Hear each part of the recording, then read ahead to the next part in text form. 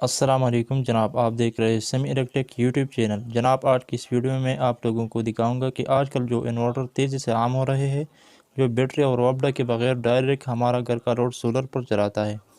इस इन्वर्टर की कुछ खूबियों के साथ साथ कुछ खामियां भी है। आजकल लोग बेकार किस्म की मटीरियल लगाकर एक थर्ड क्लास किस्म का सर्किट तैयार करते हैं। इस वजह से आजकल ये इन्वर्टर बहुत जल्दी ख़राब होते हैं। लेकिन आज की इस वीडियो में मैं आप लोगों को 3 ऐसी चीज़ें दिखाऊंगा। अगर आप इस इन्वर्टर के साथ इन 3 चीज़ों के इंस्टॉल करेंगे तो आपका इन्वर्टर भी ख़राब नहीं होगा और आपके घर के जो बरक़रात है, जिसमें एसी, फ्रिज, वॉशिंग मशीन, पंखे, लाइट्स वगैरह शामिल है, वो भी ख़राब नहीं होंगे। तो चलिए स्टार्ट करते हैं और देखते हैं कि हम कैसे इन 3 चीज़ों को इस इन्वर्टर के साथ इंस्टॉल करके अपने इन्वर्टर को भी महफूज बना सकते हैं और अपने घर के जो बरक़रात है वो भी महफूज कर सकते हैं। तो चलिए स्टार्ट करते हैं। यहाँ पर आप देख सकते हैं कि हमने कुछ दिन पहले यहाँ पर एक सोलर सिस्टम इंस्टॉल किया था। इस सोलर सिस्टम पर हम 20 पावर की सोलर आर्ट चेक की और घर के लोड को रन करने के लिए जेवनिक कंपनी की 4.5 किलोवाट हाइब्रिड इन्वर्टर इंस्टॉल किया था। अगर आप इस वीडियो को पूरा देखना चाहते हैं तो इसका लिंक आपको डिस्क्रिप्शन में मिल जाएगा। इस इन्वर्टर के साथ हमने बैटरीज कनेक्ट नहीं की थी, इस वजह से ये पूरा लोड नहीं उठा सकता है। इस वजह से इस ऑनर ने फैसला किया है कि इस हाइब्रिड इन्वर्टर को ख़त्म किया जाएगा और इस जगह पर हम बैटरी और वापडा के बगैर जो इन्वर्टर आते हैं वो इंस्टॉल करेंगे। इन्वर्टर हम यहाँ पर इंस्टॉल करते हैं वो 8 किलोवाट का है। इस वजह से ये पूरा लोड भी उठाएगा और शाम के बाद ये यूपीएस पे अपना लोड को रन करेगा। तो इस वजह से इसका ख़र्चा भी कम आएगा। और इस इन्वर्टर को आप देख सकते हैं जो 8 किलोवाट का है और इसका इनपुट और आउटपुट जो कनेक्टर है वो भी आप लोगों को नज़र आ रहे हैं। हम इस इन्वर्टर को यहाँ पर इंस्टॉल करके आप लोगों को दिखाएंगे कि वो कौन सी ऐसे हिफाजती चीज़ें हैं जिसके साथ हम इसको लगाकर इस इन्वर्टर को भी महफूज बनाएंगे और इस घर में मौजूद बर्क़ आलात जो है इसमें फ्रिज, वॉशिंग मशीन के बाद वो भी महफूज रहेंगे और ये इन्वर्टर भी महफूज रहेगा। तो हम जल्दी इस इन्वर्टर को यहाँ से हटाते हैं और फिर आप लोगों को नेक्स्ट प्रोसेस दिखाते हैं।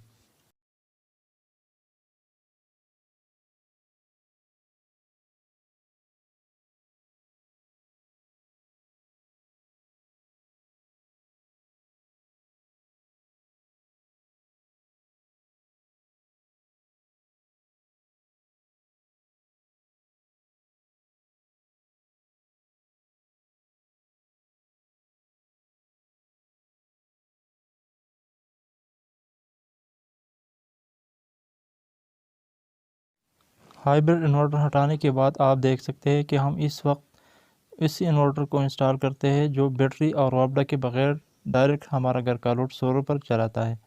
तो इस इन्वर्टर को भी हम यहाँ पर इंस्टॉल करते हैं और फिर आप लोगों को नेक्स्ट प्रोसेस दिखाते हैं।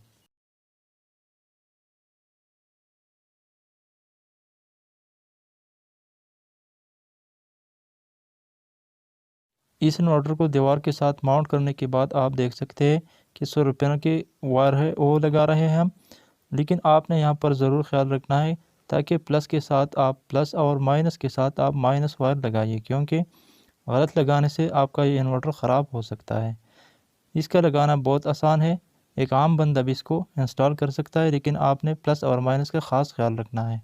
अब हम इसके आउटपुट जो टर्मिनल है इस पर हम अपने घर का जो वायर है वो लगा रहे हैं। जिस तरह मैंने आप लोगों को बताया था कि हम इस इन्वर्टर के हिफाजत और घर के हिफाजत के लिए हम कुछ चीज़ें इंस्टॉल करेंगे। इसमें सबसे फर्स्ट पोजीशन पे आता है वोल्टेज प्रोटेक्टर। हम इस इन्वर्टर के आउटपुट में ये वोल्टेज प्रोटेक्टर इंस्टॉल करेंगे। ये मोरा कंपनी का वोल्टेज प्रोटेक्टर है। वोल्टेज प्रोटेक्टर जो है ये हमारा घर का जो लोड है वो इसका हिफाजत भी करेगा और इस इन्वर्टर का भी हिफाजत करेगा, क्योंकि अगर हम इस इन्वर्टर पर ज़्यादा लोड डालेंगे तो जो वोल्टेज है वो डिक्रीज़ होगा और जब 170 वोल्टेज से वोल्टेज कम होगा तो ये प्रोटेक्टर घर का जो सप्लाई है उसको बंद करेगा। इस तरह हमारा ये इन्वर्टर ख़राब नहीं होगा। इस इन्वर्टर में ये खामी भी देखी है, सर्किट में कुछ प्रॉब्लम आते हैं, इस वजह से जो सोलर से जो करंट आ रहे हैं ये अक्सर हमारे घर की जो लाइन है इसमें जाती है। तो इस तरह हमारे घर में अक्सर चीज़ें ख़राब होती है, यानी जल जाती है। इस वजह से ये 250 वोल्ट से ज़्यादा करंट घर को नहीं छोड़ेगा, तो ज़्यादा वोल्टेज हमारे घर को भी नहीं जाएगा और कम वोल्टेज भी हमारे घर में नहीं जाएगा। हमारा घर का जो होम अप्लाइंसेस है वो महफूज रहेंगे और इन्वर्टर भी ख़राब नहीं होगा। प्रोटेक्टर इंस्टॉल करने के बाद हम इसकी आउटपुट पर एक 16 एम्पेयर या 10 एम्पेयर का ब्रेकर भी इंस्टॉल करेंगे। इससे ये होगा, अगर हमारे घर में कोई शॉर्ट सर्किट आ जाए तो शॉर्ट सर्किट की सूरत में हमारा जो ब्रेकर है वो ट्रिप करेगा। लेकिन आपने ज़रूर याद रखना है कि सबसे पहले इस इन्वर्टर के आउटपुट में आपने प्रोटेक्टर लगाना है, वोल्टेज प्रोटेक्टर, और इसके बाद जो पेज वायर है जो इस प्रोटेक्टर से निकलेगा, आपने इस पेज वायर में एक ब्रेकर लगाना है जो सिंगल पोल ब्रेकर है। और जो हमारा न्यूट्रल वायर होगा हम इसको डायरेक्ट चेंज और स्विच में लगाएंगे। न्यूट्रल वायर को चेंज और स्विच में लगाने के बाद आप देख सकते हैं कि हम इसके जो पेज वायर है, इस पेज वायर में हम इस 16 एम्पेयर के ब्रेकर को इंस्टॉल करेंगे। जिस तरह मैंने आपको बताया कि ये ब्रेकर शॉर्ट सर्किट की सूरत में ट्रिप करेगा और इस तरह हमारा इन्वर्टर भी ख़राब नहीं होगा। एक बार फिर मैं आप लोगों को रिपीट करता हूँ। यहाँ पर आप देख सकते हैं कि हमने इन्वर्टर के आउटपुट में एक प्रोटेक्टर लगा दिया और प्रोटेक्टर से निकलने वाले पेज वायर में हमने 16 एम्पेयर सिंगल पोल ब्रेकर लगा दिया ताकि शॉर्ट सर्किट की सूरत में ये ट्रिप करेगा। और इससे निकलने वाले पेज वायर को हम इस चेंज और स्विच में लगाएंगे। यहाँ पर आप देख सकते हैं कि हमने इस इन्वर्टर के आउटपुट में ये प्रोटेक्टर लगा दिया और प्रोटेक्टर से निकलने वाले पेज वायर में हमने इस ब्रेकर को लगा दिया, सिंगल पोल ब्रेकर 16 एम्पेयर, और इसकी इनपुट में हमने डीसी ब्रेकर का इस्तेमाल किया है। आपने भी ज़रूर इसकी इनपुट में ज़रूर डीसी ब्रेकर लगाना है ताकि आसानी से ट्रिप करेगा। अक्सर लोग इसके इनपुट में जो आम ब्रेकर है वो इंस्टॉल करते हैं, क्योंकि एक गलत प्रैक्टिस है। आपने ज़रूर इसके साथ ब्रेकर इस्तेमाल करना है 63 एम्पेयर का। इंस्टॉलेशन कंप्लीट करने के बाद मैं इस डीसी ब्रेकर से इन्वर्टर को ऑन करता हूं। जिस तरह मैंने आप लोगों को बताया कि आपने इनपुट में डीसी ब्रेकर लगाना है ताकि आपका इन्वर्टर ख़राब ना हो। तो इस वक्त आप देख सकते हैं कि हमारा इन्वर्टर ऑन हुआ है।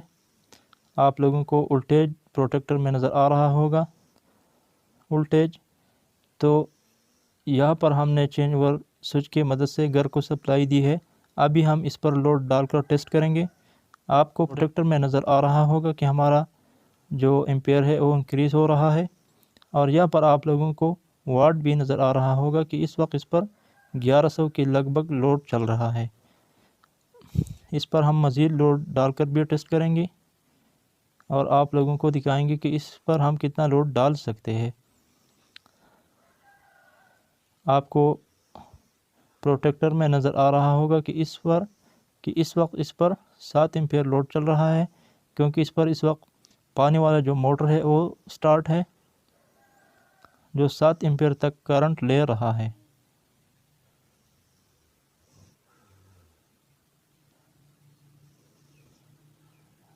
इस वक्त आप देख सकते हैं कि हमारा जो एम्पेयर है वो थोड़ा इंक्रीज़ हो चुका है,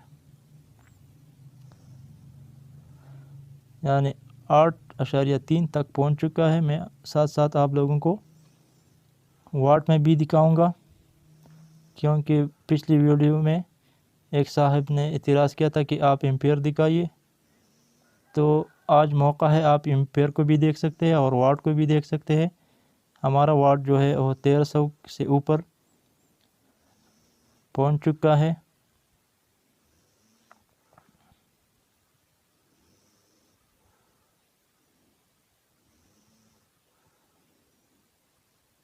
इस वक्त आप देख सकते हैं कि 11 के लगभग एम्पेयर का लोड चल रहा था।